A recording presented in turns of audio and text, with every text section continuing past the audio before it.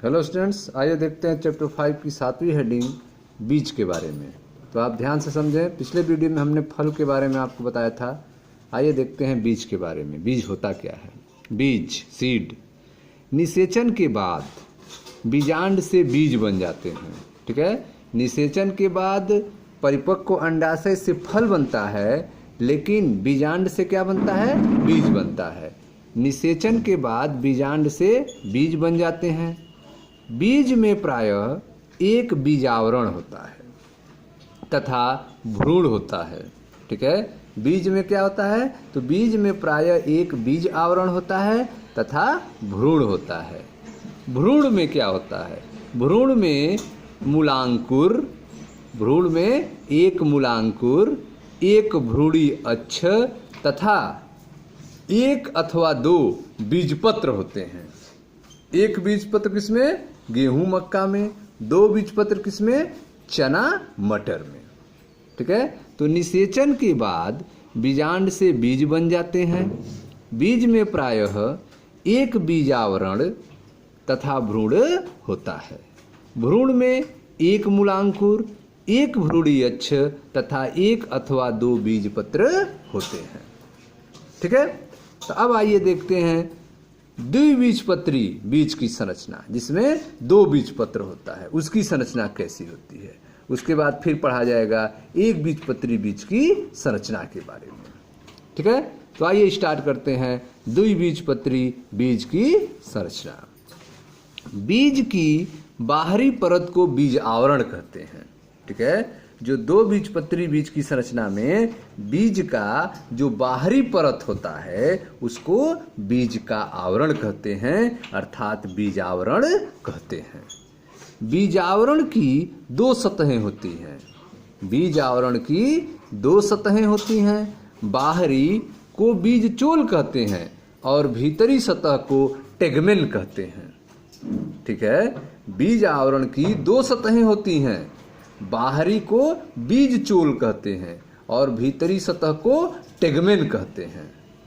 ठीक है, बीज पर एक छत चिन्ह की तरह का ऊर्ध्व होता है। ठीक है, बीज पर एक छत चिन्ह की तरह का ऊर्ध्व होता है, जिसके द्वारा बीज फल से जुड़ा रहता है। ठीक है, बीज पर एक छत चिन्ह की तरह का ऊर्ध्व होता है, जिसके द्वारा बीज क्या होता है? फल से जुड़ा रहता है। ठीक है, इसे नाभिका कहते हैं। ठीक है, जिससे बीज जो है फल से जुड़ा रहता है उस भाग को क्या कहते हैं? नाभिका कहते हैं। देखिए ध्यान से, यहाँ पे नाभिका का फिगर आप देख रहे हैं। इसी के द्वारा फल जो है बीज से जुड़ा रहता है। ठीक है ना, तो यह जो बीज आप देख रहे हैं, चने का बीज है, यह जो है नाभिका के थ्रू जो है फल से जुड़ा रहता है। ठीक है, तो बीज आवरण की दो सतहें होती हैं। बाहरी को बीज चोल कहते हैं और भीतरी सतह को टेगमेन कहते हैं। बीज में एक छत चिन्ह की तरह ऊर्ध्व होता है। ठीक है, छत चिन्ह की तरह ऊर्ध्व होता है, जिसके द्वारा बीज फल से जुड़ा रहता है। इसे नाभिका कहते हैं। प्रत्येक बीज में, ठीक है, प्रत्येक बीज में नाभिका के ऊपर छिद्र होता है, जिसे बीजांड द्वार कहते हैं। ठीक है, प्रत्येक बीज में नाभिका के ऊपर, प्रत्येक बीज में नाभिका के ऊपर एक छिद्र होता है, जिसे क्या कहते हैं? बीजांड द्वार कहते हैं। ठीक है, बीज आवरण हटाने के बाद, ठीक है, अगर यह जो बीज आवरण देख रहे हैं, चने के ऊपर का जो छिलका है बीज आवरण, उसको हटाने के बाद, बीज आवरण हटाने के बाद आप बीज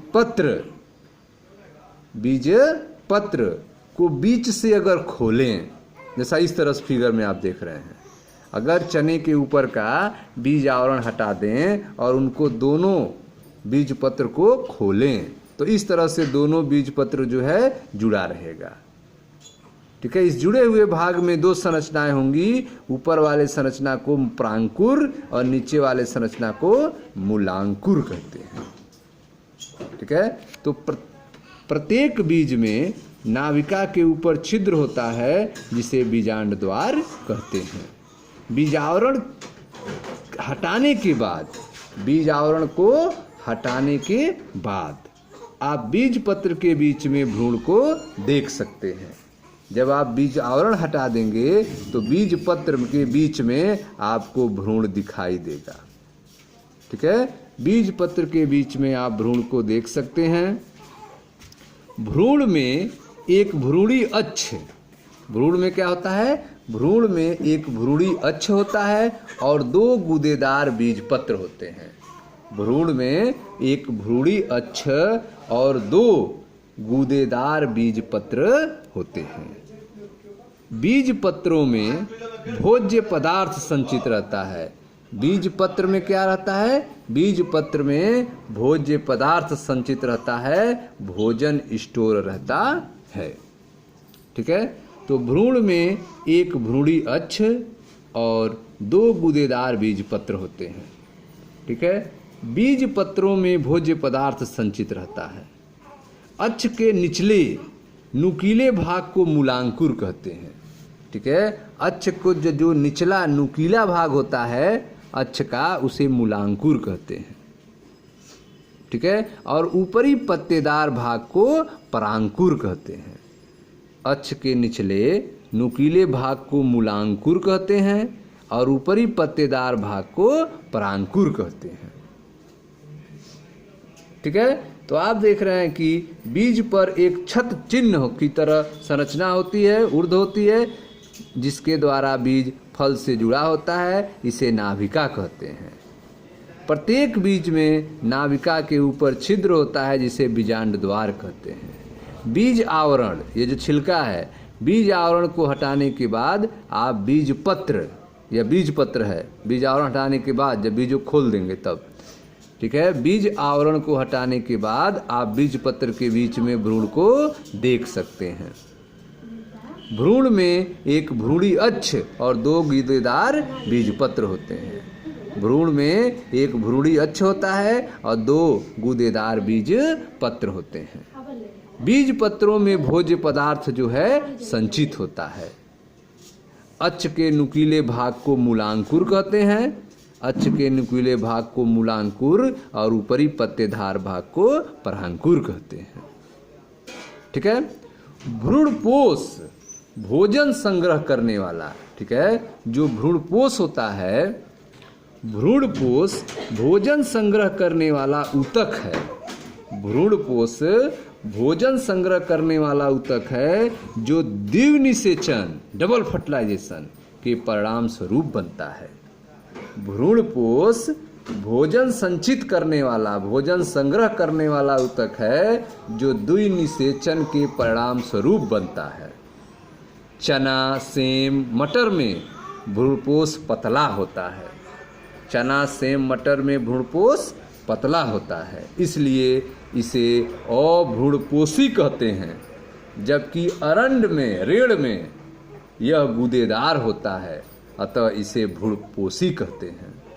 ठीक है, तो भ्रूणपोष जो है भोजन संग्रह करने वाला ऊतक है जो द्विनिषेचन के परिणाम स्वरूप बनता है। चना, सेम और मटर में भ्रूणपोष पतला होता है, इसलिए इसे अभ्रूणपोषी कहते हैं। जबकि अरंड में यह गूदेदार होता है, इसलिए इसको भ्रूणपोषी कहते हैं। ठीक है, तो यह था द्विबीजपत्री बीज की संरचना के बारे में। अब आते हैं एक बीजपत्री बीज की संरचना के बारे में देखते हैं। एक बीजपत्री बीज की संरचना।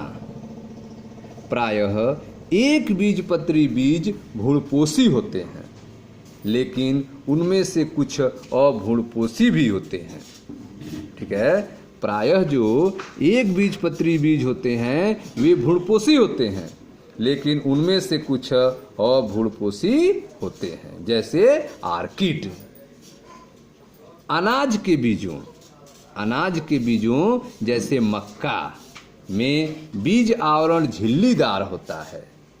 अनाज के बीजों जैसे मक्का में बीज आवरण झिल्लीदार तथा फल भित्ति से जुड़ा रहता है। अनाज के बीजों जैसे मक्का में बीज आवरण झिल्लीदार तथा फल भित्ति से संगलित होता है, जुड़ा होता है। भ्रूणपोष स्थूलित होता है और भोजन संग्रहण करता है।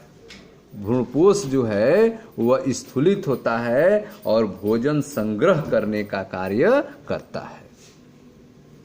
ठीक है।